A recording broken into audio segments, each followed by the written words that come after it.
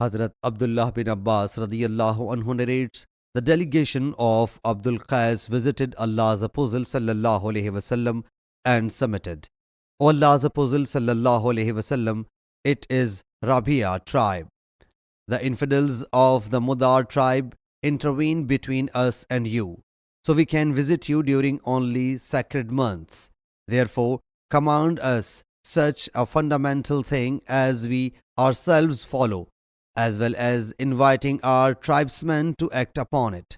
Allah's Apostle sallallahu alaihi wasallam whereupon said, I enjoin you four things and enjoin you from four things. Believe in Allah Jalla Jalaluhu. Allah's Apostle sallallahu alaihi wasallam then explained it and said, to bear witness that there is no worthy of worship saves Allah Jalla Jalaluhu, and that Hazrat Muhammad sallallahu alaihi wasallam is the apostle of Allah Jalla Jalaluhu. Establish the prayers, pay the poor due, and extend the royal fifth from the booty. And I forbid for you dry gourd vessels, green glazed pitcher, hollowed wood vessels, and the pitcher glazed with pitch. Khalaf bin Hisham in his narration added, when he sallallahu alaihi wasallam mentioned Allah's oneness, he sallallahu alaihi wasallam pointed with his finger. Sahih Muslim Hadith number 115.